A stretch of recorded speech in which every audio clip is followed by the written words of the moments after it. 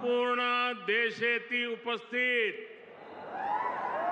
मारगोर भाई याडी भेण संजय सेवालाल जय सेवालाल। महाराष्ट्र के गवर्नर सीपी राधाकृष्णन जी, यहां के लोकप्रिय मुख्यमंत्री एकनाथ शिंदे जी, केंद्रीय मंत्रिमंडल के मेरे साथी शिवराज सिंह चौहान, राजीव रंजन सिंह, महाराष्ट्र के डिप्टी सीएम देवेंद्र फडणवीस, अजित पवार, केंद्र और राज्य सरकार के अन्य मंत्रीगण, सांसद, विधायक और यहां दूर दूर से आए हुए बंजारा समाज के मेरे भाई बहन, देश भर के किसान भाई बहन और अन्य सभी महानुभाव और महाराष्ट्र के मेरे भाइयों और बहनों, मैं वाशिम की इस पावन धरती से पोहरा देवी माता को प्रणाम करता हूं। आज नवरात्र में मुझे माता जगदम्बा के मंदिर में उनका आशीर्वाद प्राप्त करने का सौभाग्य मिला है। मैंने संत सेवालाल महाराज और संत रामराव महाराज जी की समाधि पर जाकर उनका आशीर्वाद भी लिया है। मैं इस मंच से इन दोनों अपने महान संतों को शीश झुका करके नमन करता हूं। आज महान योद्धा और गोंडवाना रानी दुर्गावती जी की जन्म जयंती भी है। पिछले वर्ष देश ने उनकी 500वीं जन्म जयंती मनाई थी। मैं रानी दुर्गावती को भी नमन करता हूं। साथियों, आज हरियाणा में मतदान भी हो रहा है। मैं हरियाणा के सभी देशभक्त लोगों से अपील करूंगा कि ज्यादा से ज्यादा संख्या में वोट करें। आपका वोट हरियाणा को विकास की नई ऊंचाई पर ले जाएगा। साथियों, नवरात्रि के इस पवित्र समय में मुझे अभी पीएम किसान सम्मान निधि की 18वीं किस्त जारी करने का अवसर मिला है। देश के 9.5 करोड़ किसानों के खातों में आज 20,000 करोड़ रुपए ट्रांसफर किए गए हैं। महाराष्ट्र की डबल इंजन की सरकार तो यहां के किसानों को डबल फायदा पहुंचा रही है। नमो शेतकारी महासम्मान योजना के तहत महाराष्ट्र के 90 लाख से ज्यादा किसानों को करीब 1900 करोड़ रुपए दिए गए हैं। आज कृषि, पशुपालन और किसान उत्पाद संघ एफपीओ से जुड़े सैकड़ों करोड़ रुपए के प्रोजेक्ट भी जनता को समर्पित किए गए हैं। पोहरा देवी के आशीर्वाद से मुझे अभी लाड़की बहन योजना की लाभार्थियों को मदद देने का भी सौभाग्य मिला है। ये योजना नारी शक्ति का सामर्थ्य बढ़ा रही है। मैं महाराष्ट्र के भाई बहनों को, देश के सभी किसान भाई बहनों को हार्दिक बधाई देता हूं। साथियों, आज यहां आने से पहले मुझे पोहरा देवी में बंजारा विरासत संग्रहालय के लोकार्पण का भी सौभाग्य मिला है। देश की महान बंजारा संस्कृति, इतनी बड़ी विरासत, इतनी प्राचीन परंपरा, ये म्यूजियम देश की नई पीढ़ियों को इनसे परिचित कराएगा। और मैं आप सबसे आग्रह करता हूं, ये जो मंच पर बैठे हैं उनको भी आग्रह करता हूं कि आज जाने से पहले ये बंजारा विरासत संग्रहालय देख करके ही जाना।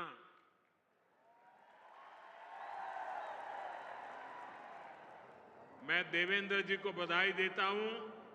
इन्होंने पहली सरकार के समय जो संकल्पना की और इसने उत्तम तरीके से आज मैंने इसको बना हुआ देखा, मन को बहुत ही संतोष हुआ, आनंद हुआ।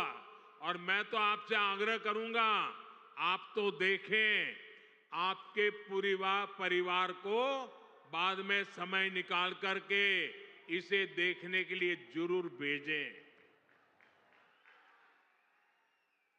मैं अभी पोहरादेवी में बंजारा समुदाय के भी कुछ महानुभावों से मिलकर के आया।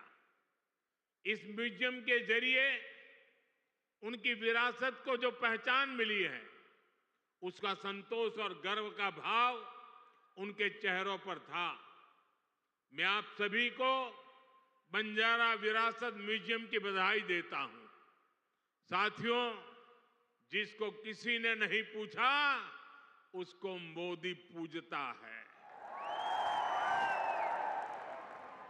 हमारे बंजारा समाज ने भारत के सामाजिक जीवन में, भारत की निर्माण यात्रा में बहुत बड़ी भूमिका निभाई है।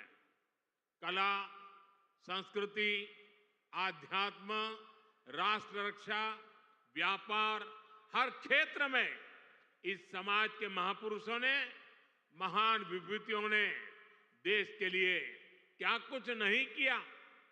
राजा लखी शाह बंजारा, उन्होंने विदेशी शासकों के कितने अत्याचार सहे, उन्होंने समाज की सेवा में अपना जीवन समर्पित कर दिया। संत सेवालाल महाराज, स्वामी हाथीराम जी, संत ईश्वर सिंह बापू जी, संत डॉक्टर रामराव बापू महाराज, संत लक्ष्मण चैतन्य बापू जी, हमारे बंजारा समाज ने ऐसे कितने ही संत दिए जिन्होंने भारत की आध्यात्मिक चेतना को असीम ऊर्जा दी। पीढ़ी दर पीढ़ी, सैकड़ों हजारों वर्ष से समुदाय भारत की संस्कृति और परंपराओं को सहेजता और संवारता आया है। आजादी की लड़ाई के समय अंग्रेज सरकार ने इस पूरे समुदाय को ही अपराधी घोषित कर दिया था। लेकिन भाइयों बहनों, आजादी के बाद ये देश की जिम्मेदारी थी कि बंजारा समाज की चिंता करे, उन्हें सही सम्मान दे। और उस समय कांग्रेस की सरकारों ने क्या किया? कांग्रेस की नीतियों ने इस समाज को मुख्य धारा से काट कर रखा। आजादी के बाद कांग्रेस पार्टी पर जिस परिवार ने कब्जा किया, उसकी सोच शुरू से ही विदेशी रही है। अंग्रेजी हुकूमत की तरह ही ये कांग्रेसी परिवार भी दलित, पिछड़ा, आदिवासियों को अपने बराबर नहीं मानते। इन्हें लगता है भारत पर एक परिवार की ही हुकूमत रहनी चाहिए, क्योंकि अंग्रेज उन्हें ये हक देकर गए थे।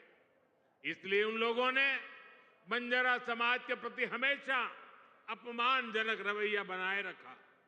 साथियों, एनडीए की केंद्र सरकार ने ही गुमंतु, अर्धगुमंतु समुदाय के लिए कल्याण बोर्ड का गठन भी किया है। इस समाज के सांस्कृतिक पहचान को सही सम्मान मिले, इस दिशा में भी बीजेपी सरकार और एनडीए सरकारें लगातार काम कर रही है।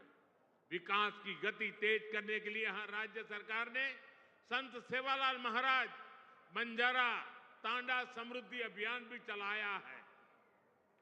साथियों, हमारे इन प्रयासों के बीच आपको ये भी याद रखना है कि कांग्रेस और महाआघाड़ी का आपके प्रति क्या रवैया रहा है। जब फडणवीस जी मुख्यमंत्री थे, तब पहरा देवी तीर्थ क्षेत्र के विकास की योजना बनी थी।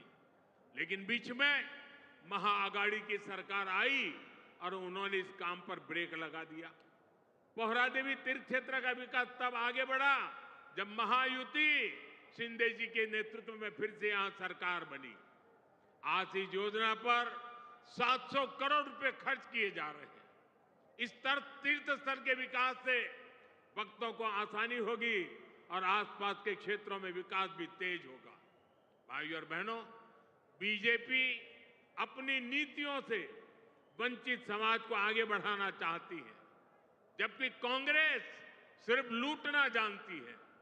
कांग्रेस गरीब को गरीब बनाकर रखना चाहती है। कमजोर और गरीब भारत कांग्रेस को, उसकी राजनीति को बहुत सूट करता है। इसलिए आप सभी को कांग्रेस से बहुत सावधान रहना है। आज कांग्रेस को पूरी तरह से अर्बन नक्सल का गिरोह चला रहा है। कांग्रेस को लगता है कि अगर सब एक हो गए तो देश को बांटने का उनका एजेंडा फेल हो जाएगा। इसलिए हमें आपस में लड़वाना चाहते हैं। पूरा देश देख रहा है कांग्रेस के खतरनाक एजेंडों को, विकास सपोर्ट, किसका सपोर्ट मिल रहा है? जो लोग भारत को आगे बढ़ने से रोकना चाहते हैं वो इन दिनों कांग्रेस के सबसे करीबी दोस्त हैं। इसलिए समय एक होने का है। हमारी एकता ही देश को बचाएगी। भाइयों और बहनों, मैं महाराष्ट्र के लोगों को कांग्रेस की एक और करतूत बताना चाहता हूं। आपने खबरों में देखा होगा, अभी दिल्ली में हजारों करोड़ रुपए का ड्रग्स पकड़ा गया। और देखिए दुख की बात, इस ड्रग्स रैकेट का मुख्य सरगना कौन निकला? कांग्रेस का एक नेता उसका मुख्य सरगना निकला। कांग्रेस युवाओं को नशे की लत में धकेलकर उस पैसे से चुनाव लड़ना और जीतना चाहती है। हमें इस खतरे से सावधान रहना है और दूसरों को भी सावधान करना है। हमें साथ मिलकर ये लड़ाई जीतनी होगी। साथियों, आज हमारी सरकार का हर निर्णय, हर नीति विकसित भारत को समर्पित है। और विकसित भारत का बहुत बड़ा आधार हमारे किसान हैं। किसानों को सशक्त बनाने की दिशा में आज कई बड़े कदम उठाए गए हैं। आज 9,200 किसान उत्पाद संघ एफपीओ देश को समर्पित किए गए हैं। अभी कृषि के लिए कई इंफ्रास्ट्रक्चर प्रोजेक्ट का भी लोकार्पण हुआ है। इनसे कृषि उत्पादों के स्टोरेज, प्रोसेसिंग और प्रबंधन की क्षमता बढ़ेगी। ये सारे प्रयास किसानों की आय बढ़ाने में मदद करेंगे। वैसे यहां महाराष्ट्र में तो किसानों को एनडीए सरकार में डबल फायदा हो रहा है।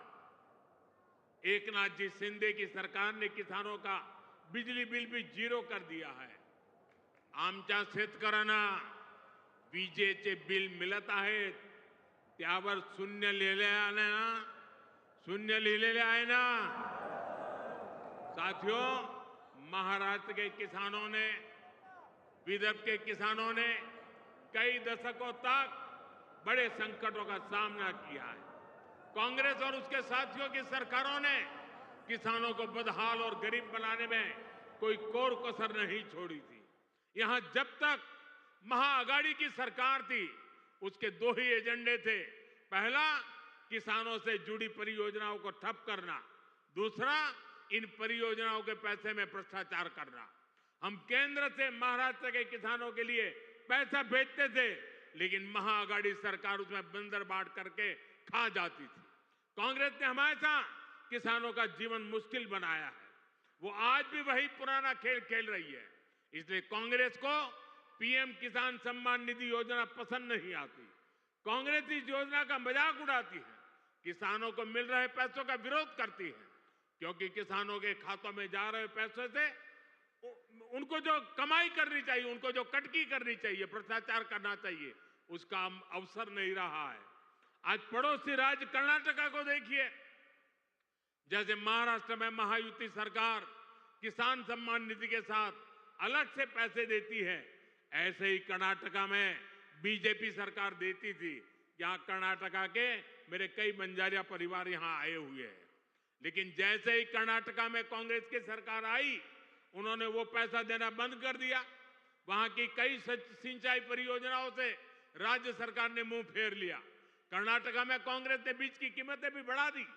हर चुनाव से पहले कर्ज माफी का झूठा वादा कांग्रेस का पसंदीदा हथकंडा है।